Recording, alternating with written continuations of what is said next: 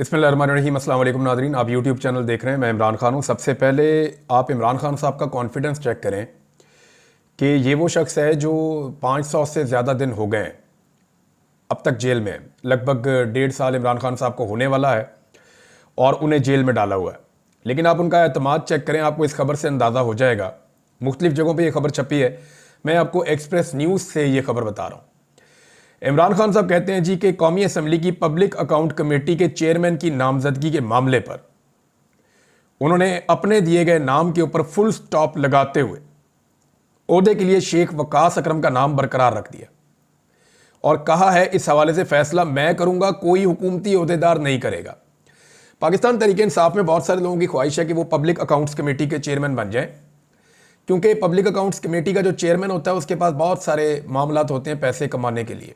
मैं सच्ची सच्ची बात आपसे करूंगा, जो आदमी सीट के ऊपर बैठ जाता है सारा रिकॉर्ड उसके पास आना शुरू हो जाता है। जितने घपले होते हैं वो उसके सामने आ जाते हैं और यहाँ पे आप घपले के ऊपर अगर आंखें बंद कर लें तो आपको पैसे मिल जाते हैं। तो तहरीके इंसाफ में बहुत सारे लोग मरे जा रहे हैं और एक दो लोगों ने तो माजी में मेरे सामने ये बात हुई कि एक दो लोग तो इसके लिए बाकायदा लॉबिंग कर रहे थे कि पब्लिक अकाउंट्स कमेटी का चेयरमैन मुझे बनाया जाए। बल्कि हुकूमत के लोगों से कुछ लोगों ने मुलाकातें भी की और उनको ये कहा कि जनाब आप हमें ये बना दें, हम आपका ख्याल रखेंगे, आप हमारा ख्याल रख लें। ये सौदेबाजी वो करने की कोशिश की गई। लेकिन इमरान खान साहब जेल में बैठे भी बाखबर हैं, लेकिन उनका एतमाद चेक करें। उन्होंने कहा जी चेयरमैन पीएसी कौन होगा, फैसला मैं करूंगा यहां जेल में बैठ के, कोई हुकूमती ओहदेदार फैसला नहीं करेगा। और इमरान खान साहब ने इस पर रद्दमल दिया और नामजदगी के मामले पे इमरान खान ने कहा जी कि मेरी तरफ से, यानी उन्होंने पीटीआई की क़यादत की सरजनिश की है कि ये क्या तुम मेरे पास ऑप्शन लेकर आ जाते हो कि इसको बना दें इसको बना दें।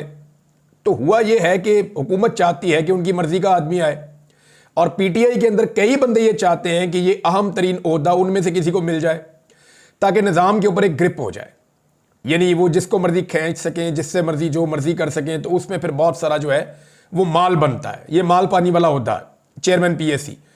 तो इस पर इमरान खान साहब ने नाम दिया हुआ था शेख वकास अकरम का। अब इमरान खान साहब ने कहा कि शहबाज शरीफ या दीगर हुकूमती ओहदेदार नहीं फैसला करेंगे, मैं करूंगा फैसला कि कौन बनेगा पीएसी का चेयरमैन। मेरी तरफ से चेयरमैन पीएसी के लिए पहला, दूसरा, तीसरा और चौथा नाम भी शेख वकास अकरम ही होगा। यह है जी इमरान खान। इमरान खान ने पीएसी चेयरमैनशिप ना मिलने पर कायमा कमेटियों की चेयरमैनशिप से भी इस्तीफा देने का इंडिया भी दिया है और चेयरमैन पीएसी के लिए तारक फजल चौधरी की जानिब से दोबारा 2 बार खत लिखा गया था। पीटीआई ने पहले जवाबी खत में शेख वकास अकरम का नाम दिया था, दूसरे खत में मुस्लिम लीग नून के चीफ वहिब की जानिब से 4 नामों का पैनल मांगा गया था कि जनाब आप 4 नाम दे दें। तो इमरान खान ने कहा चारों पे शेख वकास अकरम का नाम लिखकर भेज दो और मेरी ये राय है और मेरा ये फैसला है कि शेख वकास अकरम चेयरमैन पीएसी होगा। यह है जी इमरान खान। कॉन्फिडेंस आप चेक करें जेल में बैठे हुए आदमी का। लोग टूट जाते हैं दूसरे दिन और इमरान खान ने सख्त तरीन जेल बर्दाश्त की है, डट के खड़ा। वैसे हैरत होती है कभी कभी। इमरान खान ने डील की पेशकश मुस्तरद कर दी। ये अब आलमी मीडिया के अंदर छप रहा है, जो एक अरब मीडिया है, अरब न्यूज़ की रिपोर्ट है और उन्होंने अपने जराए से कंफर्म करते हुए यह बताया कि साबिक वज़ीर-ए-आज़म पाकिस्तान और पाकिस्तान तहरीक इंसाफ के बानी चेयरमैन इमरान खान साहब ने नजरबंदी की डील मुस्तरद करते हुए मुल्क में सियासी तब्दीली के मुतालबे पर जोर दिया है।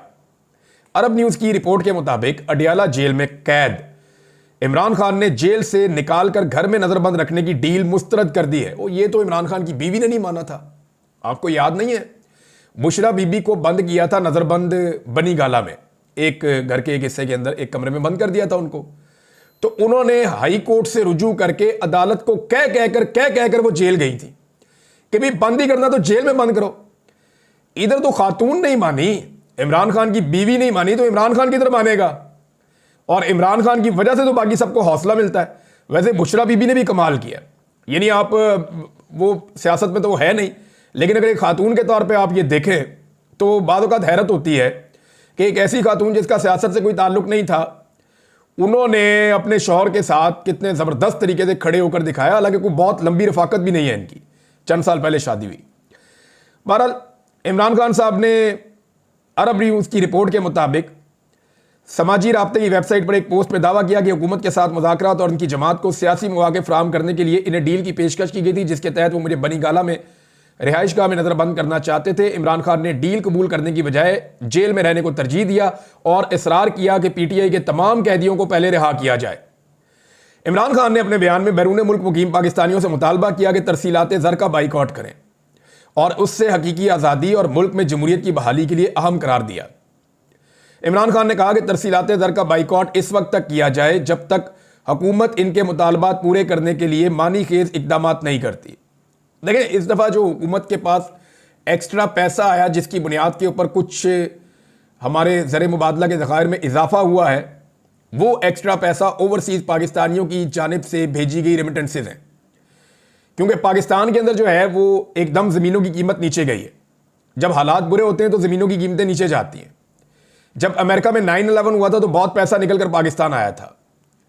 तो इसी तरह जब पाकिस्तान के अंदर अब ज़मीनों की कीमतें और चीज़ों की कीमतें नीचे गई हैं, बहुत सारे लोग अपनी बेचारे फैक्ट्रियाँ बेच रहे हैं, अपनी जायदादें बेच रहे हैं, मुल्क से जाना चाहते हैं। वहीं जिन ओवरसीज़ पाकिस्तानियों के पास एक्स्ट्रा पैसा है, उन्होंने पैसा पाकिस्तान भेजकर यहाँ पे वो चीज़ें खरीदी हैं, क्योंकि पाकिस्तान के हालात हमेशा तो बुरे रहने नहीं है। तो इस वजह से कुछ ओवरसीज़ पाकिस्तानियों की जो एक्स्ट्रा अमाउंट पाकिस्तान इस साल आई, उसका बड़ा फ़ायदा हुआ। लेकिन इमरान खान साहब ने अब चला दी है मुहिम और ओवरसीज़ पाकिस्तानी इमरान खान की बात मानते हैं। अगर 10% से 15% का भी फर्क पड़ा ना, तो ये हुकूमत को दोबारा IMF के सामने जाकर घुटने टेकने पड़ जाएंगे। वो तो वैसे भी टेकने पड़ेंगे क्योंकि ये ऑलरेडी डेफिसिट में जा रहे हैं। यानी जो इन्होंने अपने टारगेट पूरे करने थे, हुकूमत अपने टारगेट पूरे करने में नाकाम है।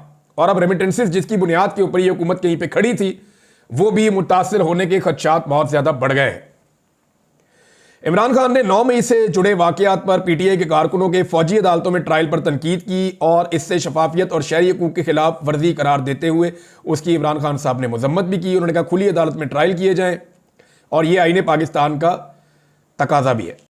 अब आ जाए नाजरीन, जो रद्द-ए-अमल एक आया ना DGISPR की प्रेस कॉन्फ्रेंस के बाद और जो एक रियासती पॉलिसी चल रही है उसके खिलाफ पाकिस्तान तहरीक इंसाफ का, ये बहुत इंपॉर्टेंट है। एक तो देखें, ये पाकिस्तान के अंदर सेट पैटर्न है कि आप किसी बड़े इदारे के ऊपर, चाहे वो गलत बात करें या ठीक बात करें, फैक्चुअली ठीक हो या फैक्चुअली गलत हो, आप तनकीद नहीं कर सकते। आप तनकीद करेंगे तो वो मुकद्दस गाय है, आपको निशान इबरत बना दिया जाएगा।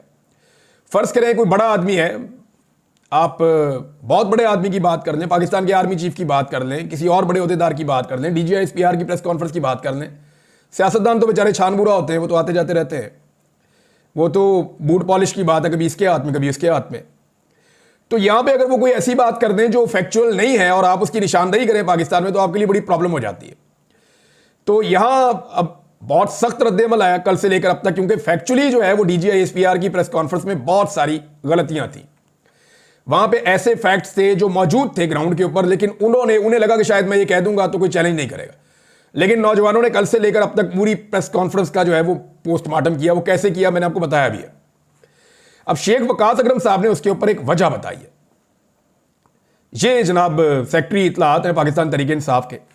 तो शेख साहब कहते हैं, जब इतने बड़े इदारे और इतने ऐसे इदारे के तर्जुमान जिससे कौम ने हमेशा मोहब्बत की है, उनके मुंह से लोग अपने कायद के खिलाफ प्रेस कॉन्फ्रेंस में गुफ्तगू सुनते हैं, तो फिर कौम के बच्चे नौजवान सोशल मीडिया पर अपना रद्द-ए-अमल देते हैं। ये नेचुरल है, लोग अपनी अपनी तबीयत के मुताबिक रिएक्ट करते हैं। आप इस पर फिर इसलिए बुरा ना मनाएं, क्योंकि अगर तर्जुमान जिम्मेदारी का मुजाहरा नहीं कर रहा तो इन नौजवानों से क्या तवक्को रखते हैं? कौन पुरअमन शहरी है, इंतशारी या दहशतगर्द है, इसका फैसला अदालतों को करना है। आप इमरान खान के करोड़ों वोटर्स को बगैर किसी जुर्म साबित किए हुए और अदालती कार्रवाई के बगैर, यानी इन अलकाबात से आप उनको ना नवाजें। ये शेख वकास अकरम साहब ने बात की है, जायज़ बात है। जब एक इदारा कहता है हमारा सियासत से ताल्लुक ही नहीं है, तो सियासत पे फिर उन्हें कमेंट्री भी नहीं करनी चाहिए और एक पॉलिटिकल पार्टी के बारे में अपनी ऐसी राय पेश नहीं करनी चाहिए जो कुछ और पॉलिटिकल पार्टीज ऑलरेडी बना चुकी है। पाकिस्तान तहरीक इंसाफ ने एक बड़ा इंपॉर्टेंट मुतालबा किया है। ये मुतालबा मैं यहाँ पे आपके सामने रख देता हूँ, ये इंपॉर्टेंट है, लेकिन 2-3 बड़ी अहम खबरें हैं जो मैं आपको भी वीलॉग के अगले हिस्से में देने वाला हूँ। एक तो अमेरिकन एम्बेसी से कुछ लीक्स होने के खतरात हैं और ये बहुत सारे लोग कह रहे हैं, और कुछ ऑडिट मामलात होने हैं जिनमें बहुत सारे लोग फंस जाएंगे। और यहां इस्लामाबाद में कुछ बड़ी अहम मीटिंग्स हो रही हैं। उन मीटिंग्स के नतीजे में कुछ चीज़ों पे डिस्कशन हो रही है कि अमेरिका को अब आने वाली एडमिनिस्ट्रेशन को क्या हम दे सकते हैं जिससे वो हमारे साथ खड़े हो जाए। तो मैक्सिमम के ऊपर डिस्कशन हुई है, या मेरे एक सोर्स ने मुझे कुछ चीजें बताई, मैं वो आपके साथ शेयर करता हूं। मुझे ये तो कंफर्म हो गया कि डिस्कशन हो रही है। किन चीजों पे हो रही है उस पर हम बात कर लेते हैं। तो नंबर एक ये है कि पाकिस्तान तहरीक इंसाफ ने रियासत की पॉलिसियों का असर नौ जायजा लेने का मुतालबा किया कि दोबारा देख लें आपकी ये क्या पॉलिसियां रियासत की। इख्तलाफ राय को रियासत मुखालिफ करार देने का रुझान उन्होंने कहा गलत है। इस तरह के इक़दामात तनाज़ात और लाकानूनियत को हवा देते हैं। और उन्होंने कहा जी पाक फौज के तर्जुमान की जो प्रेस कॉन्फ्रेंस है उस पर रद्दमल देते हुए पार्टी की आदत ने उसे रवायती और गैर तब्दील शुदा मौक़िफ़ करार देते हुए इज़हार राय की आज़ादी और आईनी इंसाफ की ज़रूरत पर जोर दिया। पीटीआई के मरकजी सेक्रेटरी इत्तलात शेख वक़ाद अकरम ने एक तफसीली प्रेस रिलीज में अदालती मामलात में फौजी अदालतों के इस्तेमाल को तनकीद का निशाना बनाते हुए आईनी निज़ाम पर मुज़िर असरात के बारे में खबरदार किया।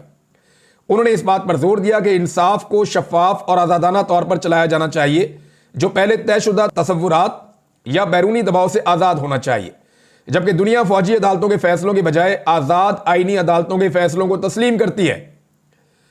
उन्होंने कहा जी सड़कों की बंदिश आप कर देते हैं, पुरअमन मुजाहिरीन की आप गिरफ्तारियां करते हैं, जमहूरी हुकूक पर हमला किया जाता है, इसकी हम मजम्मत करते हैं।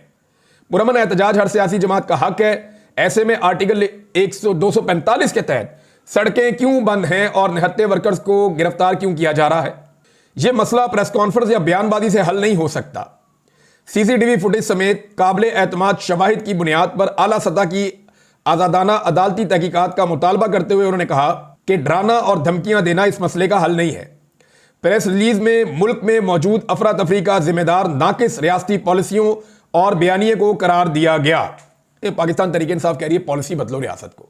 एक पॉलिटिकल पार्टी को दीवार से लगाने के चक्कर में पूरे पाकिस्तान को अपने खिलाफ कर लेना ये कोई दानिशमंदी नहीं है, और इससे ये मामला खत्म नहीं होगा। इंसाफ के तकाजे पूरे किए जाएं तो चीजें खुल सकती हैं।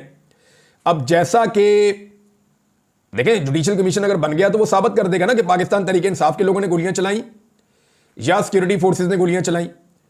जुडिशल कमीशन बना दे, उनका क्लेम है पीटीआई का कि गोलियां सिक्योरिटी फोर्सेस ने चलाई।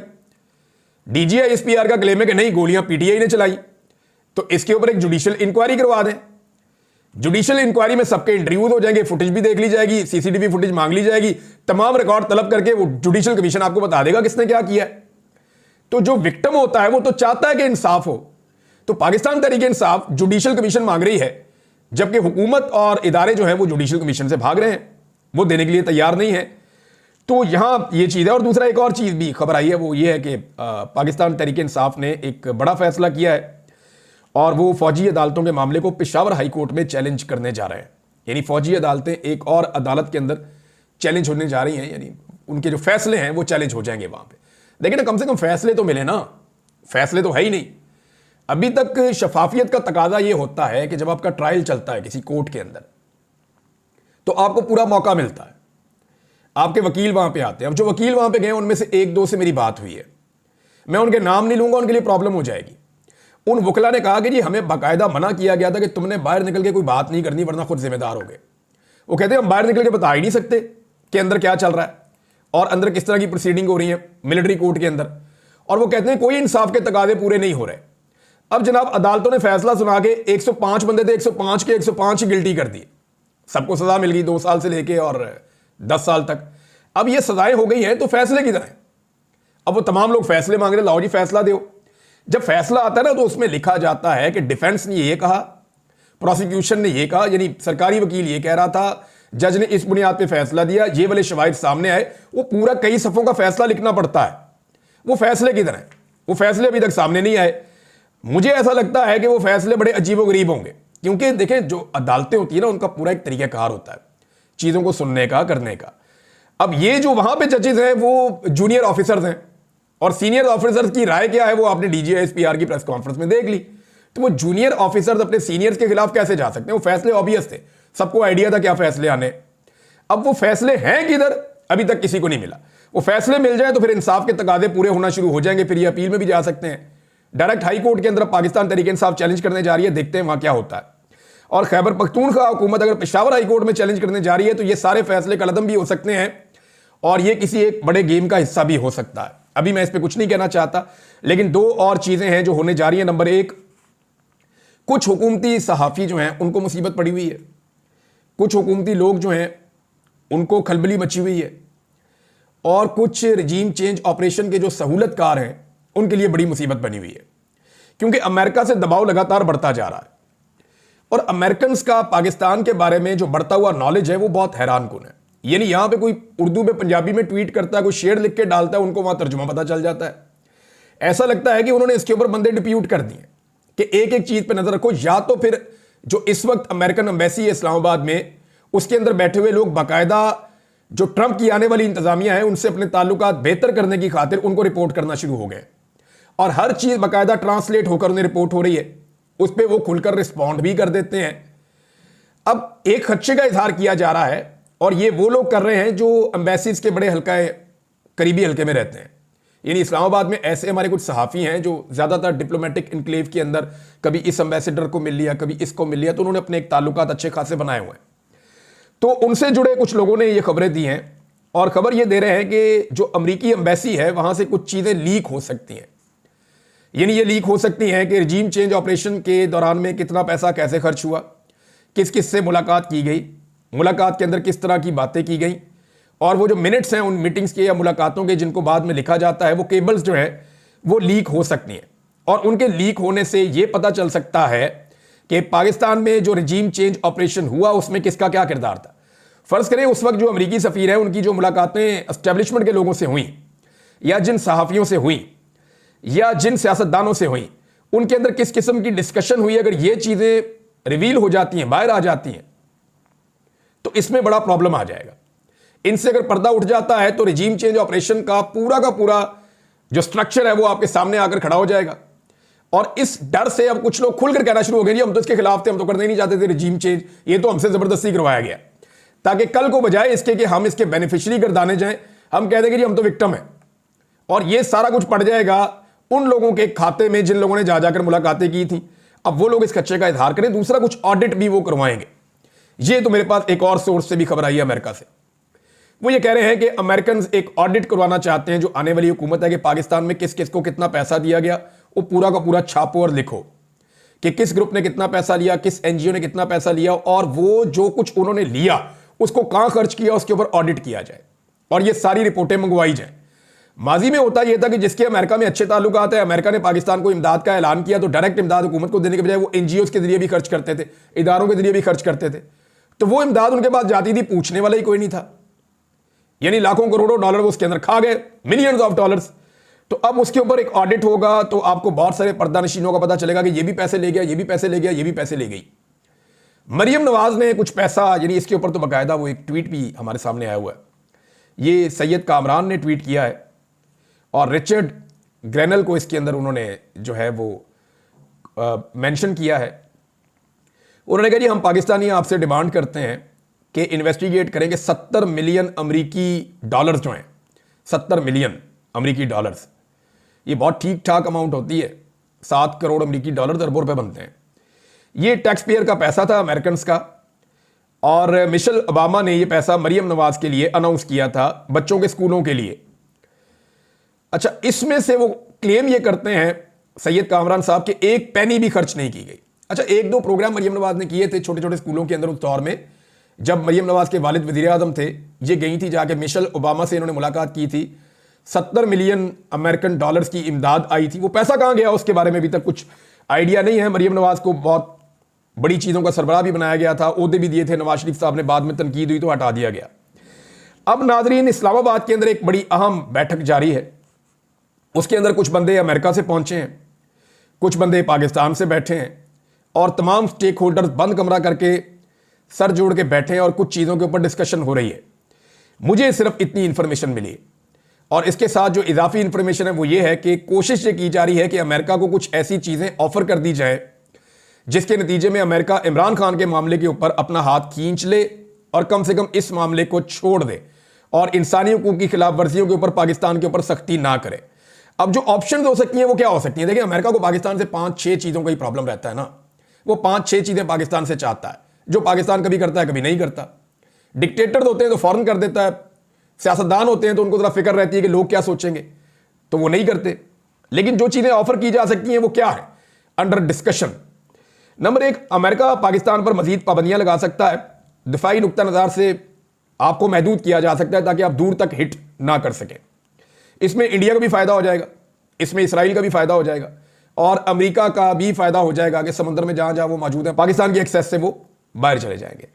अब इसमें जो है वो मौजूदा हुकूमत ने कोई रद्द अमल नहीं दिया पाबंदियों पे। हुकूमत की आपने देखा, शहबाज शरीफ हो, इसहाक डार, सारे चुप हैं, बोल नहीं रहे, ना नवाज शरीफ। तो क्या ये आइंदा भी ऐसे ही चुप रहेंगे अगर अमेरिका ऐसा करता जाए? तो एक ये ऑप्शन है। दूसरा, इसराइल के मामले पर क्या डोनाल्ड ट्रंप की इंतजामिया को यकीन दहानी करवाई जा सकती है? यानी ऐसे बहुत सारे इकदाम पाकिस्तान में उठाए गए हैं जिससे इसराइल बहुत खुश होगा। यानी फलस्तीन का आप झंडा उठाएं, आपको मार पड़ती है, गिरफ्तार कर लेते हैं। आप एहतजाज करें इसराइल के खिलाफ तो आपको मार पड़ती है, आपको गिरफ्तार कर लिया जाता है, और ये बार बार होता रहा है। तो ये एक नई चीज हमने पाकिस्तान में पहली मरतबा देखी और इसको भी बतौर हथियार इस्तेमाल किया जा सकता है। अफगानिस्तान में अमरीकी मफादात के लिए एक कलील मुद्दती एक कशीदगी शुरू हो सकती है जिसका आगाज कर दिया गया है। यानी पाकिस्तान में दहशतगर्दी बड़े लंबे अरसे से हो रही है। पाकिस्तान बार बार कहता रहा अफगानिस्तान से आ रहे हैं, लेकिन एरियल स्ट्राइक्स हमने अब की हैं और यह साबित हो चुका है गुज़िश्ता 24 घंटों के अंदर कि जनरल बाजवा और जनरल नदीम अंजुम साहब, इनकी और मिलिट्री एस्टेब्लिशमेंट की ये पॉलिसी थी कि तालिबान को वापस लेकर आना है। पीटीआई इसकी मुखालिफ थी, लेकिन ये तालिबान को पीडीएम की हुकूमत के साथ मिलकर वापस लेकर आए मुसल्लह लोगों को, और उसके बाद पाकिस्तान में दहशतगर्दी का वो सैलाब आया जो अभी तक जारी है। लेकिन अफगानिस्तान में अटैक करके क्या पाकिस्तान ये पैगाम देना चाहता है कि, और इस तरह के कुछ बयानात जो हैं वो हुकूमत के जो करीबी लोग हैं उनकी तरफ से आ भी रहे हैं कि जो अमरीकी मफादात हैं खित्ते में उनको फिर पाकिस्तान पूरा करेगा। तो जैसे अमेरिका पाकिस्तान में करता था ड्रोन अटैक, एरियल स्ट्राइक, ऐसे ही पाकिस्तान अफगानिस्तान में कर सकता है। ईरान के हवाले से अमरीकी मफादात के साथ पाकिस्तान जा सकता है। यहां पे एक फायदा यह दिया जा सकता है, भारत से ताल्लुकात नॉर्मल करना। कश्मीर पहले ही आपके एजेंडे के ऊपर नहीं है। भारत के कहने पर हम तो ट्रॉफी लेकर नहीं गए गिलगित बल्तिस्तान में या आजाद कश्मीर में, तो ये क्यों हुआ? ये भी एक बड़ा सवाल है। रूस और चीन के साथ ताल्लुकात अमरीकी रजामंदी से मशरूत कर देना या उसके साथ मुंसलिक कर देना, ये वो चीजें हैं जिनको अंडर डिस्कशन लाया जा सकता है, जो इस्लामाबाद के अंदर डिस्कशन चल रही है। क्योंकि अगर ये सारी चीजें आप देते हैं ट्रंप को, तो मे बी वो सोचे कि ये अमेरिका के और उसके इत्तेहादियों के बड़े मफादात हैं, तो शायद वो चंद कदम पीछे हटने का सोचे। लेकिन अभी तक तो सिचुएशन ऐसी नहीं है।